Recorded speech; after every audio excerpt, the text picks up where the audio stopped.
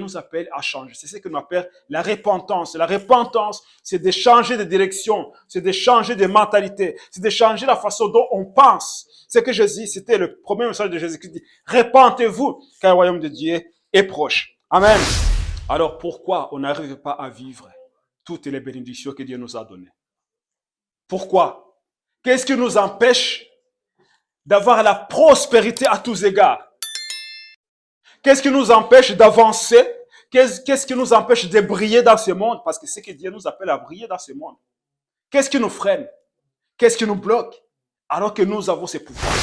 Pourquoi? Parce qu'il ne se considère pas. Il sous-estime. Et c'est ça le problème de plupart des chrétiens. Dieu a dit, je vous ai donné le pouvoir de devenir mes enfants.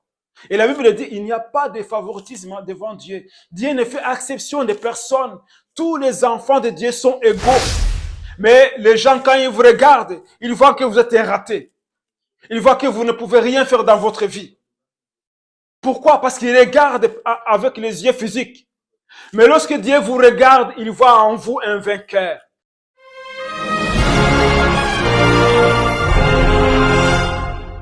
Alléluia, alléluia.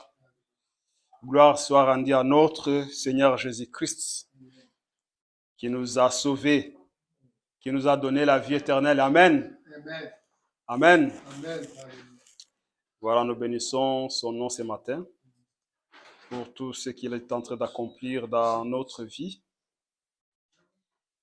Il est juste, notre Dieu. Alléluia. Amen. Il est bon, il est merveilleux. Il est digne de louanges, d'adoration. Il est le Dieu qui opère des miracles, des signes et des prodiges. Amen. Amen. Amen. Et la semaine passée, donc le dimanche passé, nous avons parlé sur la foi qui déplace des montagnes. Amen.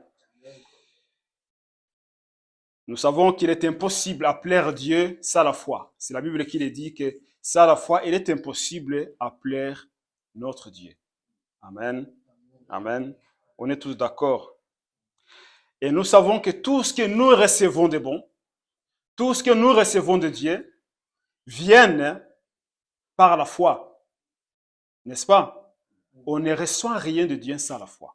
Sans la foi, il est impossible de plaire à Dieu. On ne peut rien recevoir de Dieu sans la foi. C'est pour ça que Dieu a donné à chacun la mesure de foi. Chacun a sa mesure de foi et Dieu nous demande d'utiliser la foi que nous avons.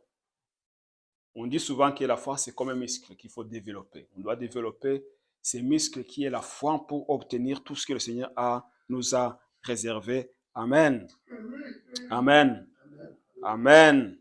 Aujourd'hui, nous allons continuer dans ce sujet de la foi, aussi sur notre identité.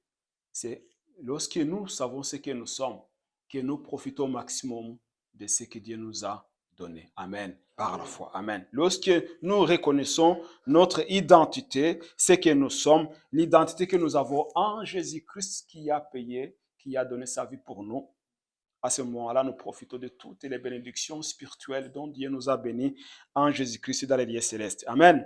Alors nous allons lire la parole de Dieu dans l'évangile de Jean, chapitre 1er. À partir du verset 1er jusqu'au verset 13. Je pense que la plupart d'entre nous connaissent ces passages par cœur. Lisons au nom de Jésus. Au commencement était la parole, et la parole était avec Dieu, et la parole était Dieu. Elle était au commencement avec Dieu. Toutes choses ont été faites par elle, et rien de ce qui a été fait n'a été fait sans elle. En elle était la vie, et la vie était la lumière des hommes. La lumière, lui, dans les ténèbres, et les ténèbres ne l'ont point reçu. Il y a un homme envoyé de Dieu, son nom était Jean. Il vivait pour servir de témoin, pour rendre témoignage à la lumière, afin que tous croient par lui. Il n'était pas la lumière, mais il parut pour rendre témoignage à la lumière. Cette lumière était la véritable lumière qui, en venant dans le monde, éclaire tout homme. Il était dans le monde et le monde a été fait par elle et le monde ne l'a point connu. Elle est venue chez les siens et les siens ne l'ont point reçu.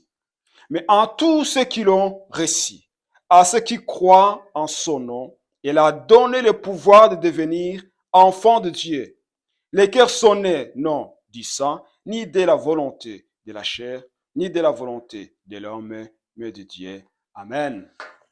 Amen. Amen. Alléluia. Nous connaissons tous l'évangéliste Jean, qui était le disciple de Jésus-Christ, l'apôtre de Jésus. Lui, il a commencé son évangile différemment des autres. Pas de la même façon de Matthieu, de Luc ou de Marc. Il a commencé par les commencements. Au commencement était la parole. Et Jean avait eu cette révélation que Jésus était la parole faite chair, la parole faite chair. Jésus-Christ. Il dit, au commencement était la parole. Alors, pour bien comprendre, on peut remplacer la parole par Jésus. Il dit, au commencement était Jésus. Amen. Et Jésus était avec Dieu. Et Jésus était Dieu. Ça, c'est Jean qui est en train de témoigner de ce qu'il a été révélé par Dieu, de ce qu'il connaissait de Jésus-Christ. Jésus était la parole. Amen. Et nous savons que la terre a été créée par la parole. Et ici, Jean dit, tout ce qui a été créé par elle, par la parole. Donc, tout ce qui a été créé par Jésus-Christ. Et rien de ce qui a été créé n'a été créé sans elle. Amen. Amen. Donc, c'est Jésus qui est le créateur. Ce qui veut dire que Jésus est Dieu. N'est-ce pas? Il est le Fils de Dieu, il est Dieu. Amen.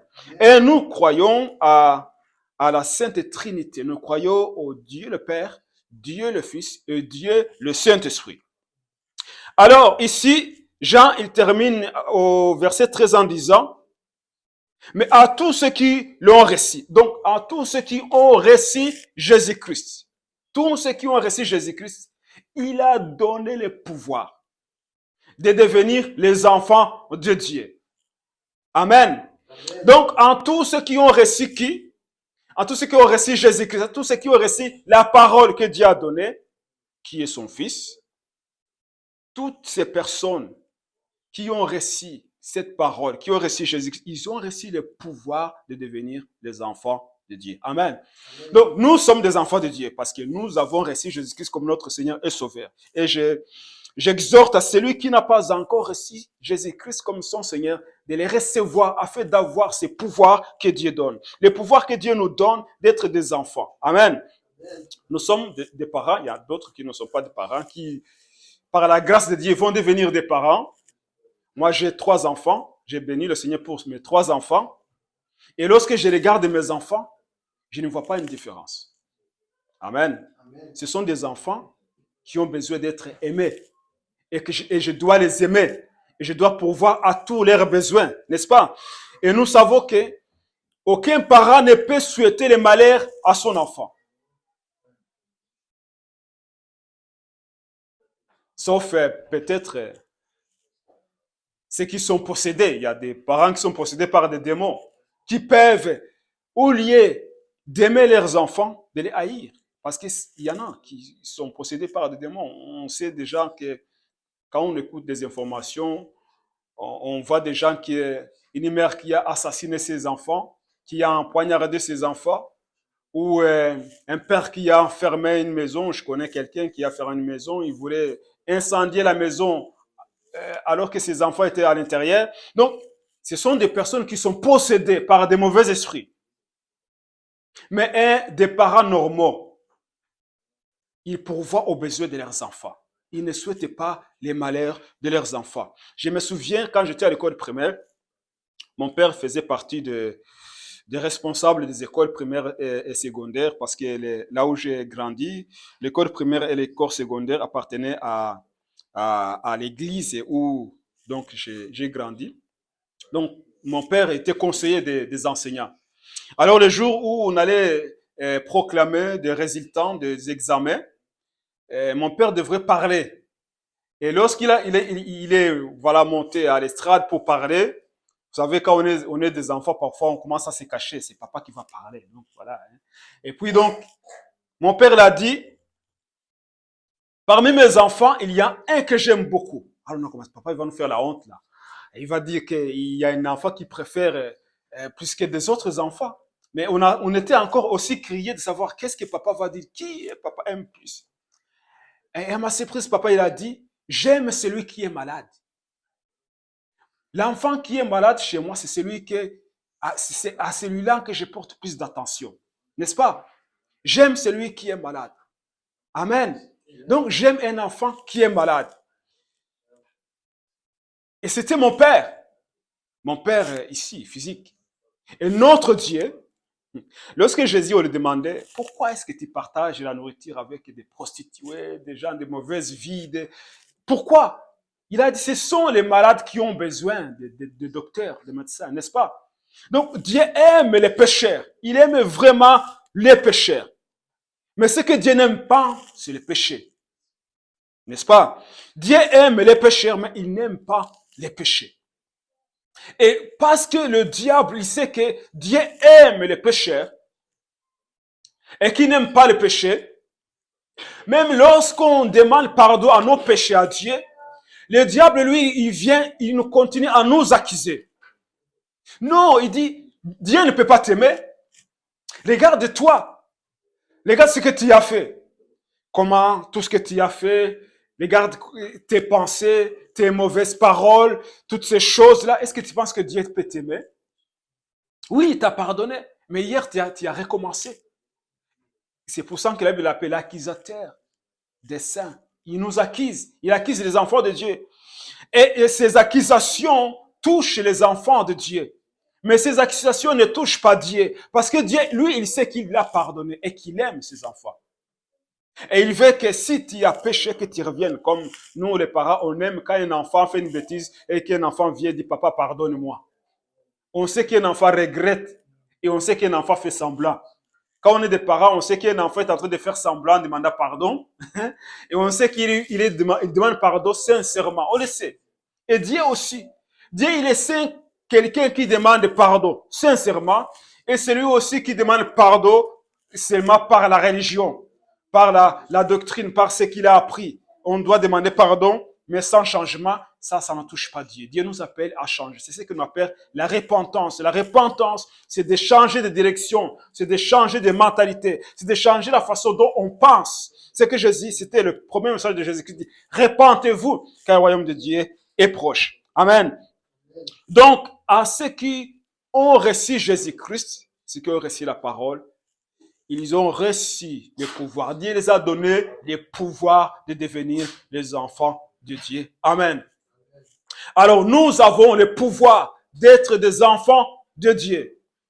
Nous sommes devenus des enfants de Dieu par la foi en Jésus-Christ. Lorsque nous avons écrit ce que Jésus-Christ a fait pour nous à la croix de Golgotha. Lorsque nous avons reçu Jésus comme notre Seigneur, nous sommes devenus automatiquement des enfants de Dieu. Et la Bible dit que nous sommes les héritiers du royaume. Tout ce que Dieu a de bon nous appartient. Amen. Amen. Alors pourquoi on n'arrive pas à vivre toutes les bénédictions que Dieu nous a données? Pourquoi? Qu'est-ce qui nous empêche d'avoir la prospérité à tous égards? Qu'est-ce qui nous empêche d'avancer? Qu'est-ce qui nous empêche de briller dans ce monde? Parce que c'est que Dieu nous appelle à briller dans ce monde. Qu'est-ce qui nous freine? Qu'est-ce qui nous bloque? Alors que nous avons ces pouvoirs. Je vais vous donner un petit exemple. C'est un exemple d'un jeune homme modeste, qui n'est pas riche, qui n'est pas pauvre non plus. Alors, il reçoit un bon gratuit, d'aller manger dans un resto chic, 5 étoiles.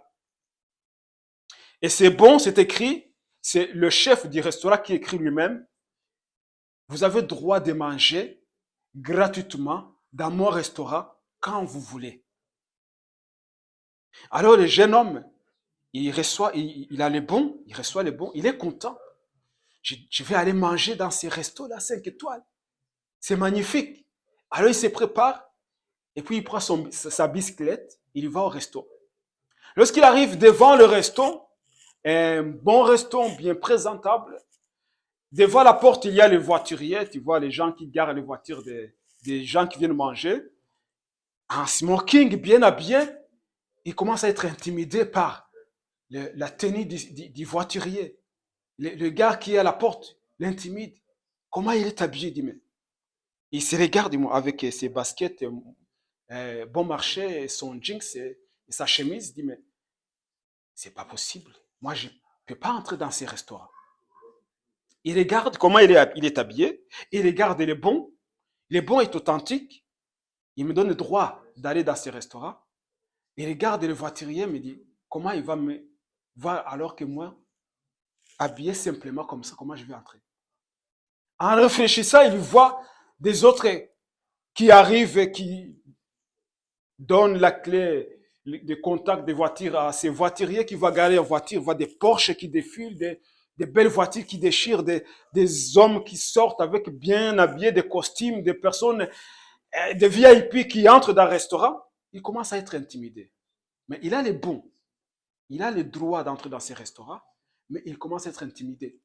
Et il regarde à travers les vitrines des restaurants, il voit le staff, comment ils sont habillés, le service est impeccable, les tables sont bien rangées, tout est nickel à l'intérieur.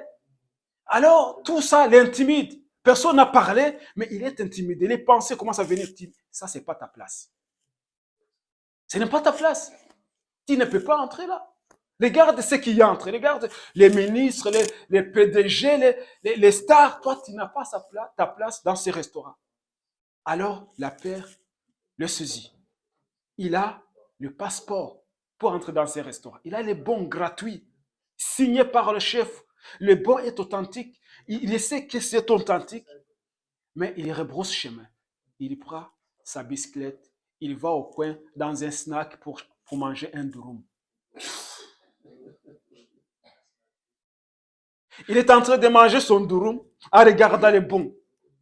Il n'a pas, le durum n'a pas d'appétit, n'a pas de goût. Pourquoi? Parce qu'il est en train de penser ce qu'il vient de rater. À cause de quoi? De la peur. Pourquoi? Parce qu'il ne se considère pas. Il sous-estime. Et c'est ça le problème de plupart des chrétiens. Dieu a dit, je vous ai donné le pouvoir de devenir mes enfants. Et la Bible dit, il n'y a pas de favoritisme devant Dieu. Dieu ne fait exception de personne. Tous les enfants de Dieu sont égaux.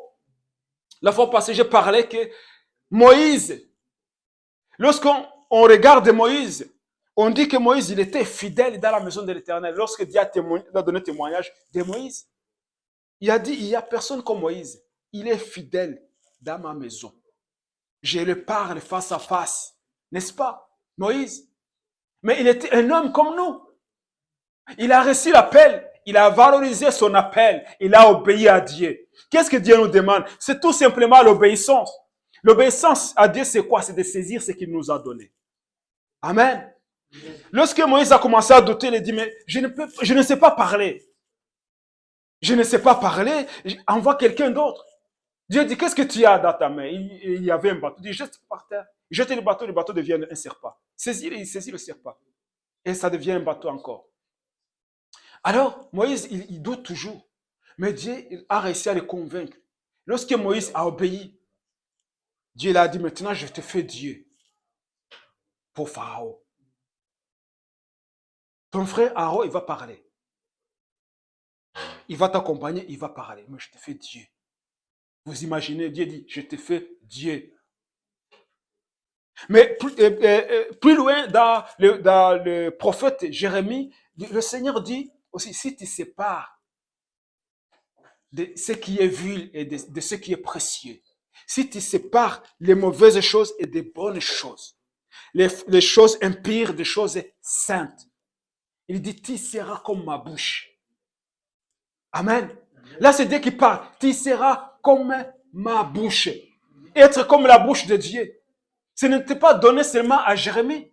Comme de devenir Dieu n'était pas donné seulement à Moïse. Parce que Jésus, lorsqu'on voulait les lapider, Il a dit, pourquoi voulez-vous me lapider? On veut te lapider parce que tu t'es fait Dieu. Tu dis que tu es Dieu. Il dit, mais la Bible ne dit pas que vous êtes aussi de Dieu. J'aime dire que les vaches donnent des vaches, n'est-ce pas? Et les chiens donnent des chiens. Des singes donnent des singes. Des hommes donnent des hommes. Et Dieu a fait des hommes à son image. Nous sommes les descendants de Dieu, n'est-ce pas? Jésus, il dit, il n'a pas honte de nous appeler ses frères. Parce que nous sommes les frères de Jésus-Christ. La Bible dit qu'il est le premier-né. Amen. Donc, il est notre grand frère. Nous sommes semblables à Jésus. Nous sommes des enfants de Dieu. Et lorsque nous sommes des enfants de Dieu, nous avons ce pouvoir que Dieu nous a donné de se comporter comme tel, de dominer la situation. Lorsque Adam a perdu la domination, Jésus est venu pour nous redonner la domination. Et Dieu veut que nous puissions saisir ces choses qu'il nous a données. Amen. Dieu veut que nous puissions saisir ces choses qu'il nous a données. Et lorsque nous sommes en Jésus-Christ, lorsque nous sommes des enfants de Dieu, et que nous croyons à cela, il n'y a plus de condamnation. La Bible dit dans Romains chapitre 8, verset 1. Romains chapitre 8, verset 1. La Bible dit, il n'y a donc maintenant aucune condamnation pour ceux qui sont en Jésus-Christ. Il n'y a plus, il n'y en a pas, il n'y a aucune condamnation pour ceux qui sont en Jésus-Christ. Mais le diable essaie de nous condamner. Les gens nous condamnent. Il dit, vous ne pouvez rien faire de bon dans votre vie. Vous avez raté votre vie. Vous êtes un bon à rien. On est en train de vous abaisser. Mais les gens, quand ils vous regardent, ils voient que vous êtes un raté. Ils voient que vous ne pouvez rien faire dans votre vie. Pourquoi? Parce qu'ils regardent avec les yeux physiques. Mais lorsque Dieu vous regarde, il voit en vous un vainqueur. Il voit en vous quelqu'un qui est capable de déplacer les montagnes. Il voit en vous un Gédéon. Il dit, va avec la force que tu as. C'est comme ça que Dieu nous voit. Parce que lorsqu'un parent regarde un enfant, il commence à voir que son enfant était raté. Cet enfant va devenir un raté. Lorsqu'un parent regarde un enfant, commence à dire, toi, tu ne pourras jamais faire de bon dans ta vie. Cet enfant ne pourra rien faire de bon dans sa vie. Ça, c'est la puissance de la parole. Et Dieu, lorsqu'il nous regarde, parce qu'il veut que nous puissions avancer, il dit à Gédéon qui se considérait comme faible, il dit, je suis le plus petit dans ma famille, et ma famille est la plus petite de toutes les familles d'Israël. Et Dieu, les gars, dit, mais toi, va avec la force que tu as, voyant guerrier. Amen. On se regarde, on dit, je suis bon à rien, je ne peux rien faire, mais Dieu, quand il te regarde, dit, tu es un géant. Amen. Tu es un géant. Et c'est comme ça que Dieu veut que nous puissions nous considérer des géants. On ne doit pas être intimidé par ce que nous voyons et ce que nous entendons. Comme ce jeune homme qui a été intimidé par le staff du restaurant, le VIP.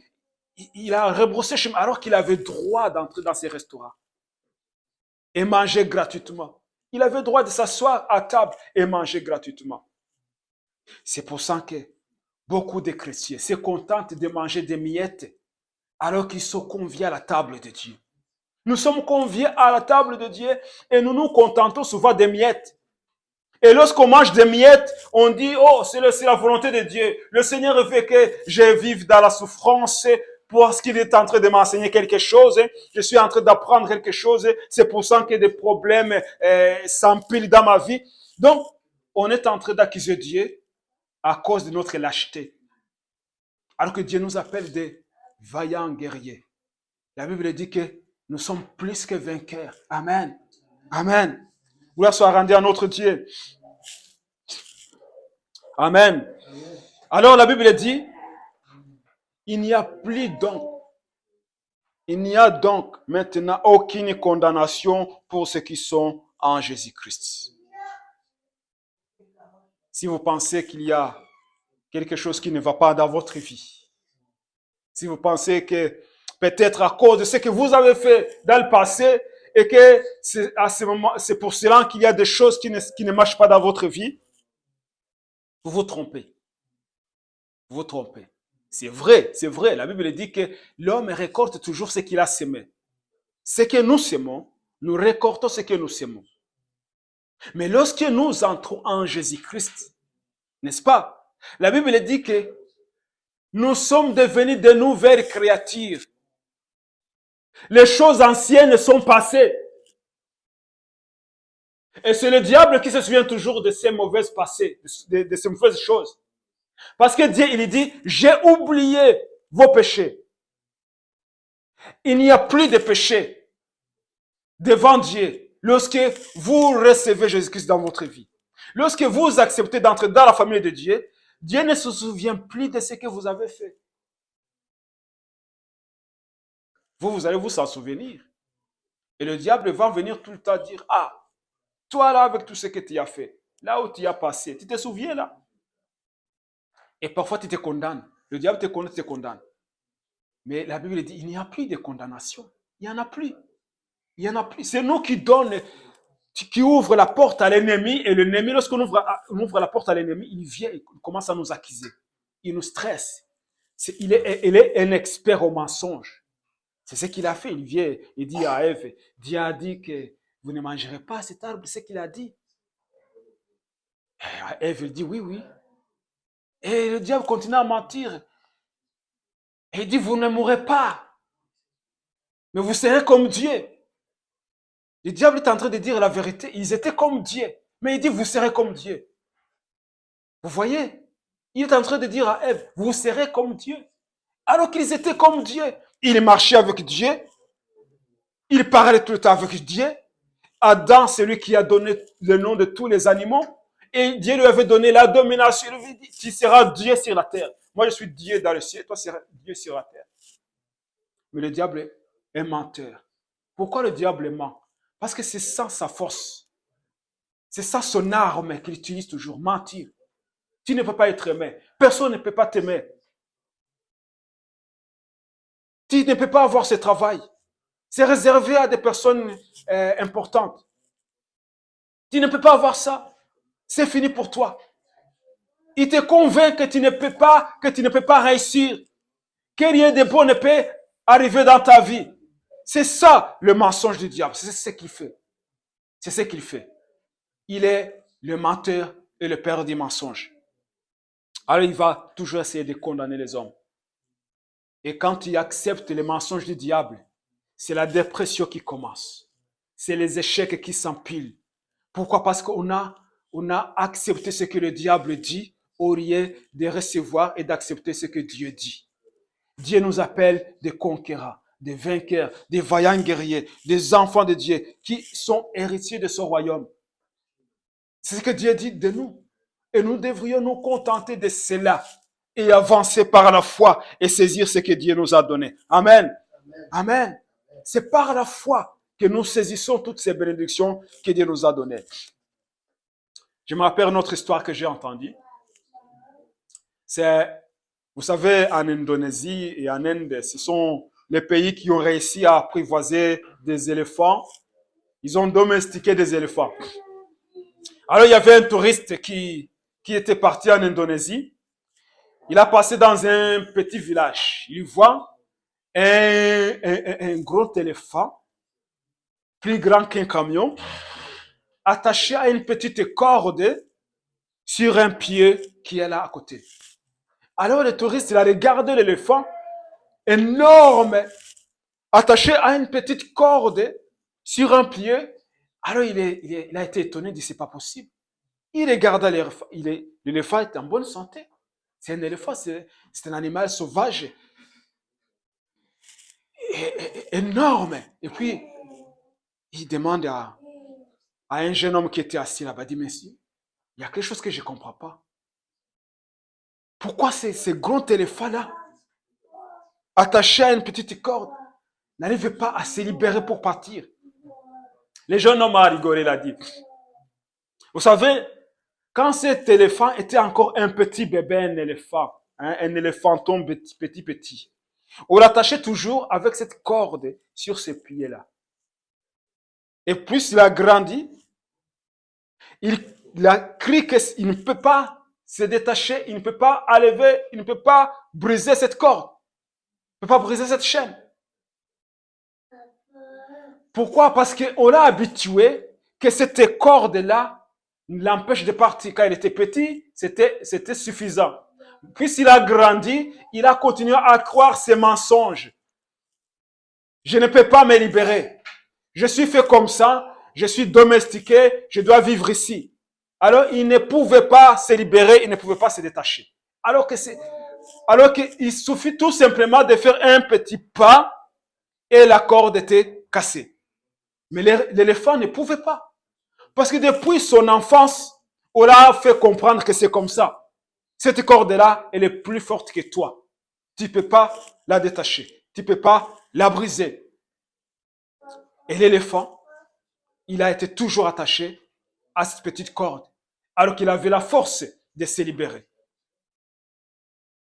Et c'est désolant de savoir que beaucoup de gens sont toujours liés avec une petite chaîne qu'ils peuvent briser eux-mêmes. Mais parce qu'on les a dit, c'est comme ça que ça se passe. Ça doit se faire comme ça. Le système nous a appris que ça doit toujours aller de cette direction. On ne peut pas s'éloigner de cette direction. On ne peut pas tourner pour regarder ailleurs. On continue toujours à recevoir ce que les autres pensent pour nous. Les autres pensent à notre place. Le diable décide à notre place. Parce que lorsque le diable domine, comme je disais la fois passée, lorsqu'il domine les médias, il domine les politiques, il domine la société, il domine le système, les gens continuent à penser comme le système pense.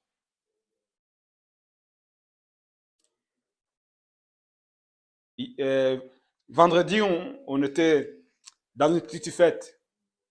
Alors, on était en train de discuter avec des personnes de la famille qui disaient, toi, David, tu as été vraiment intelligent. Je dis, pourquoi? Parce que nous continuons à regretter. Pourquoi nous avons pris ce que je veux dire là? Pourquoi nous avons pris? Il dit, moi, maintenant, j'ai pris le 3e. Il dit, moi, je me suis arrêté au 2e. Mais il dit, au départ, on voyait que vous êtes fous, que vous ne réfléchissez pas, vous refusez de prendre ces choses-là. Alors on dit, on vous considère comme des rebelles, que vous ne réfléchissez pas. Mais aujourd'hui, on vous comprend. Il dit, vraiment, je regrette. Il y a un qui a dit, je regrette vraiment pourquoi j'ai pris ces choses-là. Donc les gens, ils ont obéi sans réfléchir. Pourquoi? Parce qu'on les a fait peur. On les a intimidés. Je ne vais pas dire que les dangers n'étaient pas là. Mais lorsque quelqu'un d'autre décide à ta place, tu ne peux rien faire de bon dans ta vie. La façon dont Dieu nous a créés libres. Nous sommes libres. Personne ne doit décider à notre place. Dieu nous a donné la liberté de choisir. Amen. La liberté de choisir ce que nous allons avoir. Comment nous allons vivre notre vie. C'est Dieu qui nous a donné ce choix de réfléchir. Amen. Amen. Amen. Donc, lorsque quelqu'un commence à choisir à notre place, on est des suiveurs. Et lorsqu'on commence à suivre les gens, tu vas suivre toute ta vie les gens. Et Dieu n'a appelé personne à suivre les gens. Dieu nous appelle à les suivre. Amen. Jésus l'a dit, c'est lui qui veut me suivre. Il doit faire ça et ça et ça. Il doit prendre sa croix. Il doit haïr sa famille.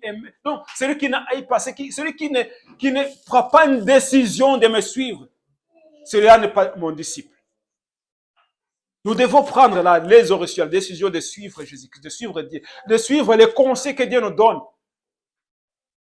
À l'instar de décisions que les hommes nous donnent. Parce que les hommes donnent des décisions selon leur pensée, selon leur façon de voir les choses, et qui ne sont pas inspirés par Dieu, et on les suit. Mais lorsque nous suivons les conseils de Dieu, le conseil du Saint-Esprit, nous sommes plus que vainqueurs. Amen. Je reviens sur Gédéon. Gédéon, Dieu dit, ok, voyant guerrier, maintenant tu vas libérer le peuple d'Israël. Gédéon, comme il avait vu comment les autres faisaient la guerre, il dit, je vais faire la guerre comme des autres hommes. Il a commencé à recruter des milliers de personnes. Et lorsqu'il a eu un nombre important, Dieu lui dit non, non, non, ces gens sont trop nombreux. Il faut les diminuer. Parce qu'il voulait aller à la guerre comme les hommes, comme les autres hommes. Il diminue à la façon de l'homme. Et après, il dit non, non, c'est encore trop nombreux.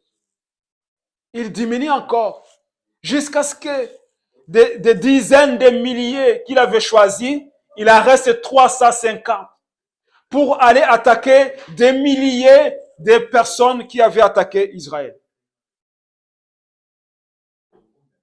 Et Gédéon, il a laissé de côté la stratégie humaine. Il s'est plié devant Dieu pour dire, je vais suivre la stratégie de Dieu. Et je vous dis que Dieu ne change pas. Il est toujours le même. Il veut que les hommes puissent suivre sa stratégie. La stratégie de Dieu est toujours la bonne. Mais la stratégie des hommes, elle est bonne pour les hommes qui suivent cette stratégie. Il y a des gens qui réussissent, beaucoup des hommes qui réussissent, sans l'aide de Dieu. Mais lorsqu'on veut réussir en tant qu'enfant de Dieu, réussir et faire descendre le ciel sur terre, nous devons suivre la stratégie de Dieu. Amen. Amen. Donc, qu'est-ce que le diable utilise? Quelle est l'arme il utilise contre les enfants de Dieu? C'est le mensonge. Jésus a dit, il est le père des mensonges. Et il ment toujours. Il ment toujours. Mais la Bible nous dit, dans l'évangile de Jean, chapitre 8, verset 32, Jean chapitre 8, verset 32, vous connaîtrez la vérité et la vérité vous affranchira. Et qui est la vérité? Jésus l'a dit, je suis le chemin, la vérité et la vie. C'est lorsque nous connaissons Jésus que nous sommes libres. Pourquoi? Parce que Jésus est la vérité. Et le diable est le menteur. Il est le mensonge même. Donc, Jésus, il est la vérité et le diable, il est le menteur. Pour connaître la vérité, il faut entrer dans le camp de Jésus-Christ. Et lorsqu'on reste toujours dans le camp de l'ennemi, on se nourrit du mensonge. Et on ne peut pas être libre. On ne peut pas être affranchi. Mais lorsque nous reconnaissons Jésus, nous sommes dans son camp et là, nous sommes affranchis. Pourquoi? Parce que nous connaissons la vérité.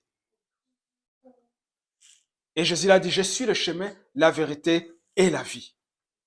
Donc, l'éléphant ne connaissait pas la vérité. Il a toujours crié au mensonge. Je ne peux pas briser cette corde. Il est resté toujours là. Alors qu'il avait la possibilité de se libérer et de partir. Mais il est resté esclave. Pourquoi? Parce qu'il a toujours crié au mensonge. Et le diable, il tient beaucoup de gens dans l'esclavage. Pourquoi? Parce que ces gens ne connaissent pas la vérité. Et c'est quoi la vérité? La vérité, c'est que Jésus-Christ, il a été blessé pour nos péchés. Il a été brisé pour nos iniquités. Et le châtiment qui nous donne la paix est tombé sur lui. Et que par ses meurtrissures, nous sommes guéris. C'est ça la vérité. C'est ça la vérité. Lorsque Ésaïe a prophétisé en disant cela, Jésus n'était pas encore venu. 700 ans ont passé avant que Jésus vienne. Mais Ésaïe, il prophétise. Et il parle dans le passé. Il ne parle pas dans le futur. Il ne dit pas, Jésus sera brisé pour vos iniquités. Non. Il n'a pas dit, il sera blessé pour vos péchés. Non. Il dit, il a été blessé. Parce qu'avant que nous soyons là, Dieu avait préparé son agneau qui va enlever les péchés du monde. Jésus savait ce qu'il allait faire avant que nous soyons là. Avant que les hommes soient là. Dieu savait comment il va sauver les hommes. Amen. Donc ici, Ésaïe dit, il a été blessé pour nos péchés. Les péchés que moi j'ai commis il y a longtemps, même ce que peut-être j'ai commis hier, même les péchés que je vais commettre demain, Jésus les a portés à la croix de Golgotha. Donc c'est ça la vérité. La vérité, c'est que lorsque j'ai reçu Jésus-Christ dans ma vie, j'ai cru qu'il a tout payé pour moi. Et je crois que lorsqu'il était à la croix de Golgotha, il a dit, tout est accompli. Voilà l'arme du chrétien. Voilà l'arme de l'enfant de Dieu. C'est ça l'arme que nous devons dire au diable. Tout est accompli. Satan, je ne vais pas recevoir ta maladie parce que par le maîtrise de Jésus-Christ, je suis guéri. Je ne vais pas demeurer dans le péché parce que Jésus a été blessé pour mes péchés. Et même si j'ai péché contre Dieu, je sais que Dieu me pardonne lorsque je demande pardon. Alors le diable va te laisser tranquille. Il va partir. Pourquoi? Parce que tu connais la vérité. Et Jésus lui dit, vous connaîtrez la vérité et la vérité vous affranchira. La vérité est là. Ce que Jésus-Christ, il a payé pour nous. C'est que nous sommes des enfants de Dieu. C'est que Jésus-Christ est notre grand frère. C'est que nous sommes héritiers du royaume de Dieu. Parce que la Bible dit, Dieu a jugé beau de nous confier son royaume. Nous, les petits troupeaux, les gens qui sous-estiment. Dieu dit, je vous ai confié le royaume. Je vous ai donné mon royaume. Donc, nous sommes les enfants de Dieu et nous sommes les héritiers du royaume. Lorsque le diable va tenter encore de te mentir, afin de te maintenir dans l'esclavage, dis au diable, je sais que je suis un enfant de Dieu, je suis pardonné, je suis racheté, je suis guéri, je suis riche en Dieu. Donc on doit confesser ces paroles. Pourquoi? Parce que c'est ce que nous sommes. Lorsque je dis, je suis un enfant de Dieu, je suis en train d'honorer Dieu et le diable ne peut rien faire. Je suis racheté. Je suis en train de rappeler le diable sa défaite à la croix de Golgotha. Je suis guéri. Je suis en train de rappeler le diable que lorsque tu étais en train de fouetter Jésus-Christ, c'était mes maladies qu'il était en train de prendre. Amen. Je dis, je connais la vérité. La vérité est que tu es un menteur et que Dieu est la vérité. Et que je choisis la vérité. Amen. Donc, il n'y a plus de condamnation pour ceux qui sont en Jésus-Christ. Et nous connaîtrons la vérité. Lorsque nous connaissons la vérité, nous sommes affranchis. Et la vérité est quoi? La vérité est qui? Jésus est la vérité. Et il vit en nous. C'est ce que Jésus a dit. Moi et mon Père, nous viendrons et nous ferons demeure en toi. N'est-ce pas? Imagine le Dieu, le créateur de tout l'univers, le maître des tas et des circonstances, le Dieu qui habite une lumière inaccessible. Il dit, je viendrai, je ferai ma demeure en toi, dans ton cœur. Alors le diable dit, mais toi, tu ne peux pas contenir Dieu. Le diable va dire, toi, tu penses que Dieu peut habiter dans ton cœur. Ce n'est pas possible. Et tu crois au mensonge du diable. Mais la Bible le dit. Dieu n'est pas un menteur. La Bible dit que Dieu n'est pas un homme pour mentir, ni le fils de l'homme pour se repentir. Ce qu'il dit, il accomplit. Si Dieu dit qu'il habite dans mon cœur, je dois le croire. Si je ne le crois pas, c'est à ma perte. Mais si je le crois, c'est moi qui gagne. Pourquoi? C'est la vérité. Alors je dois marcher comme tel. Amen. Je dois marcher comme tel. Je vais terminer par cette histoire de Josué et Caleb. Alors Moïse, il choisit 12 espions pour aller espionner Canaan. Les 12 espions, ils partent sur le territoire de Canaan.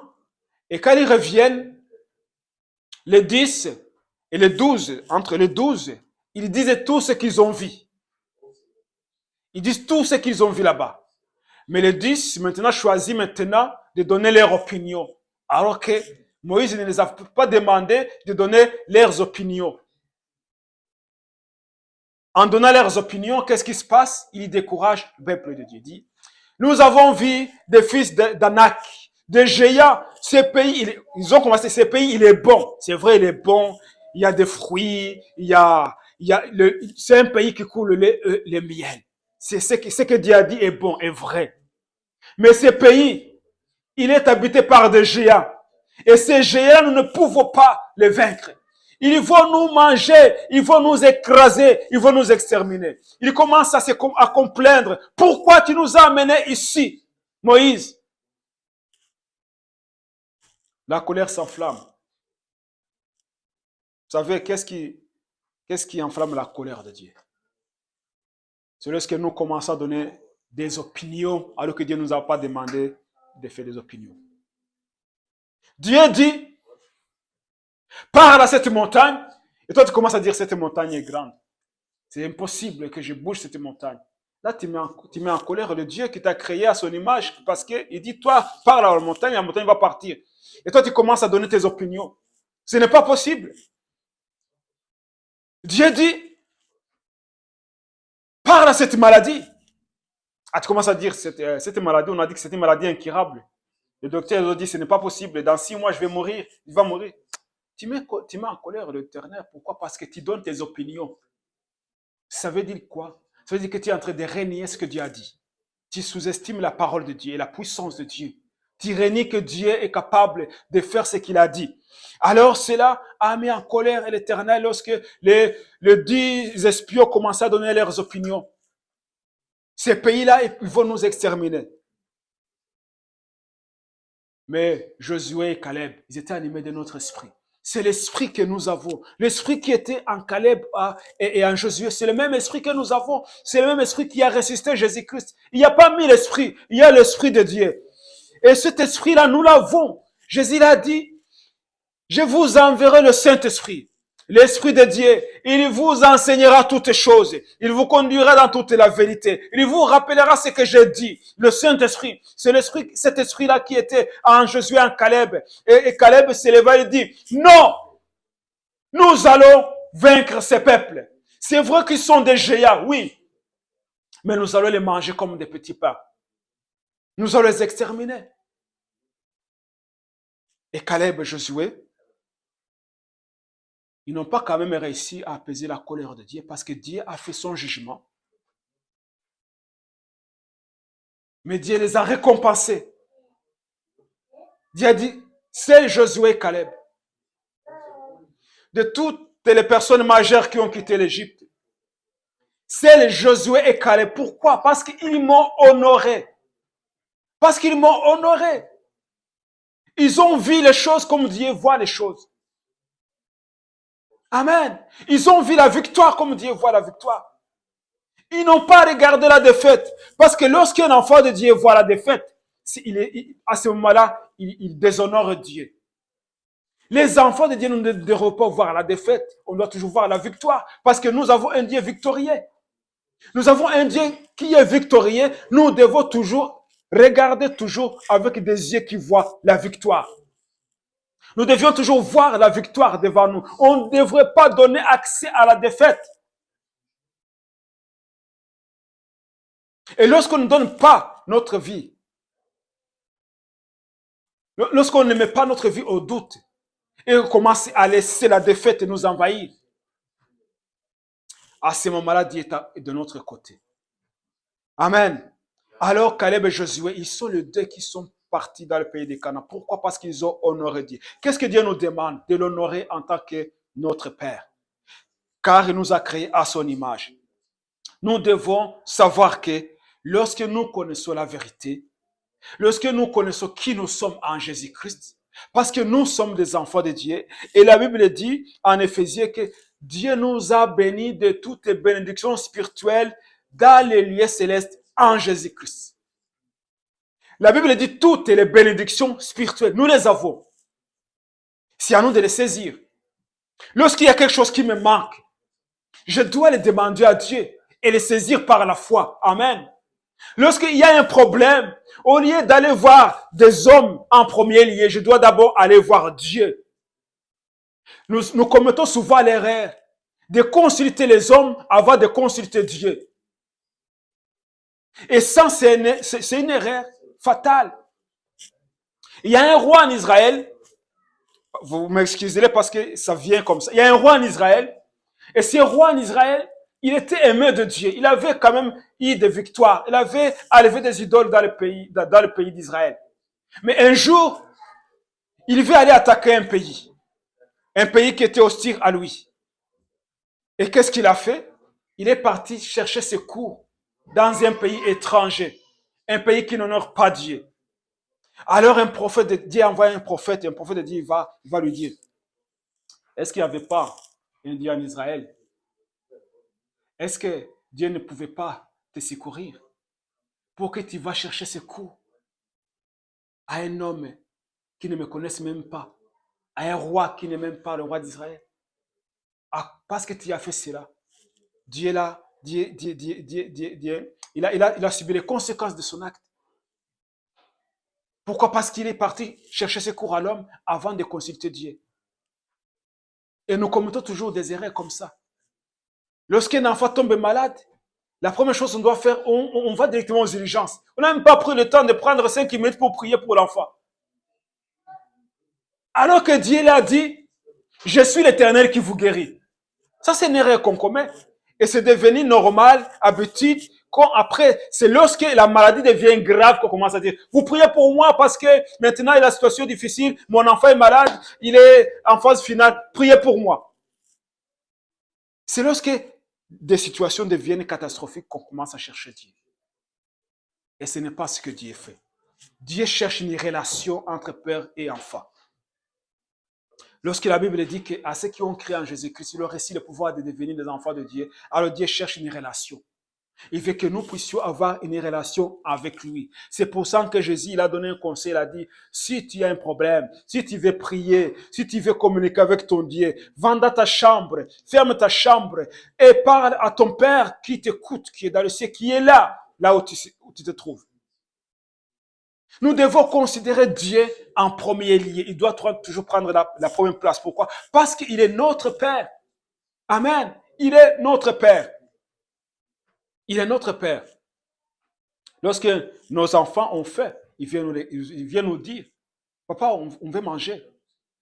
Papa, tu vas m'acheter ces chaussures. Papa, tu vas faire ça et ça et ça. Pourquoi? Parce qu'il a confiance en moi. Je suis son père et je suis responsable de mes enfants. Lorsque nous avons reçu Jésus-Christ comme notre Seigneur et Sauveur, Dieu, il est responsable de nous. Ah, la Bible dit qu'il est notre Jéhovah Jireh, celui qui pourvoit à tous nos besoins. Lorsque la Bible dit à tous nos besoins, il y a des besoins que nous, on va essayer de résoudre ça. On va chercher comment résoudre ces problèmes. Mais on doit aller à Dieu. Pourquoi? Parce que lorsque nous cherchons secours ailleurs qu'en Dieu, nous sommes en train d'écouter les mensonges du diable. Que Dieu ne peut pas capable de résoudre notre problème, qu'il est incapable de faire ce que nous demandons qu'il fasse. À ce moment-là, nous écoutons et nous mettons en pratique les mensonges du diable. Mais Dieu nous appelle à reconnaître ce que nous sommes, de reconnaître notre identité, de savoir que nous sommes des enfants de Dieu et qu'il n'y a plus de condamnation pour nous et que Jésus-Christ est notre grand frère et qu'il est notre Seigneur et qu'il est notre Dieu et qu'il est notre roi et que nous avons tout en Jésus-Christ. Amen. Nous avons tout en Jésus-Christ. Alléluia. Nous avons tout en Jésus-Christ. Je vais terminer par là en lisant 2 Corinthiens, chapitre 5, verset 17. 2 Corinthiens 5, 17.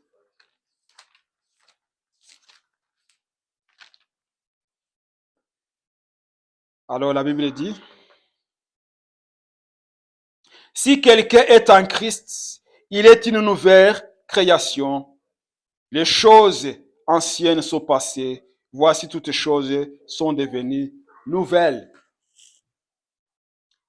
Lorsque le diable essaie de te rappeler les choses anciennes, rappelle-lui ces versets. Il dit, je suis en Jésus-Christ et les choses anciennes sont passées. Lorsque le diable essaie de te dire, ton corps ne peut pas être guéri parce que c'est la science. Dis-lui, je suis en Jésus-Christ.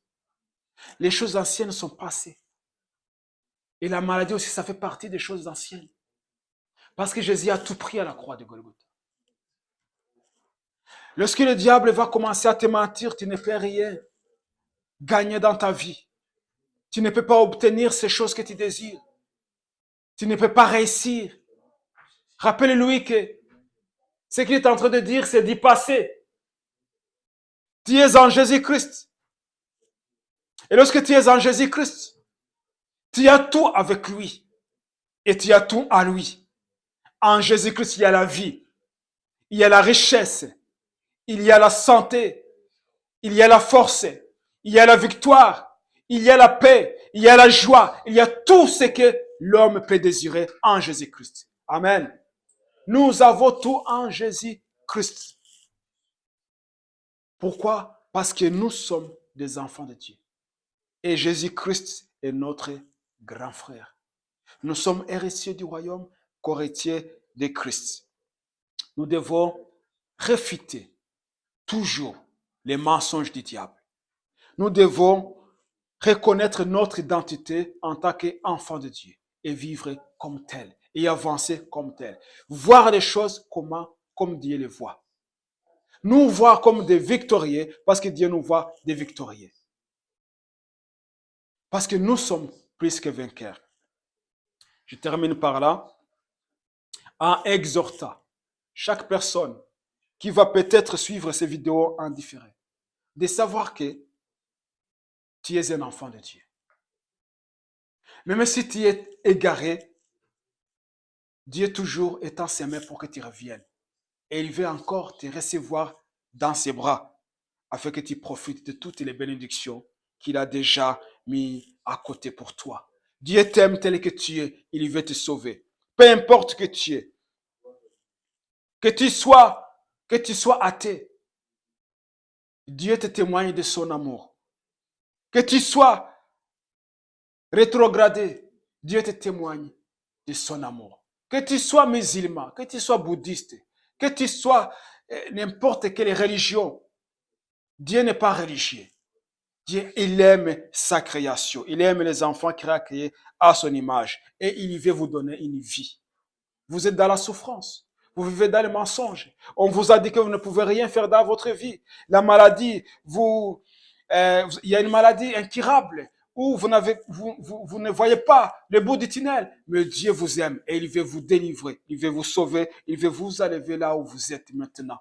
Mais ce qu'il demande à vous, c'est de lui faire confiance. C'est de croire en Dieu. C'est de lui donner votre vie. C'est de lui donner votre cœur. De savoir qu'il est capable de transformer votre vie. Il est capable de restaurer votre cœur brisé. Il est capable d'essuyer vos larmes. Il est capable de vous donner au-delà de ce que vous demandez. Tout simplement, il faut lui faire confiance. De savoir qu'il est là pour toi. Qu'il est là pour vous. Et qu'il veut vous sauver. Notre Dieu est fidèle. Et sa fidélité est grande. Donc il dit, il n'y a plus de condamnation. Il ne te condamne pas. Tu es en train de te condamner toi-même, mais Dieu ne te condamne pas. Tu te sous-estimes, mais Dieu, quand il te regarde, il voit en toi un héros, un vainqueur. Alors, arrête d'écouter les mensonges du diable. Écoute ce que Dieu dit. Dieu dit qu'il n'y a plus de condamnation pour ceux qui sont en Jésus-Christ. Mais si tu n'es pas encore en Jésus-Christ, si tu n'as pas encore reçu Jésus-Christ comme ton sauveur Seigneur, Jésus te dit, répands-toi, car le royaume de Dieu est proche. Se repentir, c'est de changer de mentalité. C'est de changer comment tu voyais les choses. C'est de changer de direction. C'est de dire aujourd'hui, j'ai choisi de suivre Jésus-Christ. Aujourd'hui, j'ai choisi de recevoir Jésus-Christ comme sauveur et Seigneur dans ma vie. C'est la décision à prendre. La décision, elle est difficile et elle est aussi facile parce que ça dépend de ce que tu veux. Si tu veux la vie éternelle, tu choisis Jésus-Christ et tu prends la décision de te repentir. Et il est prêt à te recevoir. Si tu es rétrogradé, reviens à Jésus. Comme l'enfant prodigue, Jésus est toujours prêt à te recevoir. Tu n'as rien perdu. Car lorsque tu reviendras, tu retrouveras tout ce que tu avais perdu. Pourquoi? Parce que Dieu a tout mis à côté pour que tu reviennes. Dieu t'aime toujours. Amen. Donc si tu es découragé par des situations, des problèmes qui t'angoissent, Jésus te dit, tu es plus que vainqueur. Ne crois pas au mensonge du diable. Repose-toi sur moi et je suis là pour t'aider. Gloire soit rendue à notre Jésus-Christ. Amen. Amen. Prions le Seigneur. Gloire à toi, notre Seigneur, notre Dieu. C'est ce que tu as fait de nous, ce que nous sommes aujourd'hui. Tu nous as donné le pouvoir de devenir tes enfants et nous sommes tes enfants. Et tu nous dis que nous connaîtrons la vérité et la vérité nous affranchira. Merci parce que tu es la vérité, Jésus-Christ. Tu es le chemin et tu es la vie. Tu nous as donné le pouvoir de marcher sur les serpents, sur les scorpions, sur toute la puissance de l'ennemi. Et rien ne pourra nous nuire. Et nous saisissons ces pouvoirs.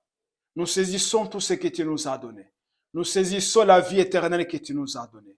Nous saisissons toutes ces bénédictions spirituelles dans les lieux célestes que tu nous as déjà données. Nous les saisissons par la foi au nom de Jésus-Christ.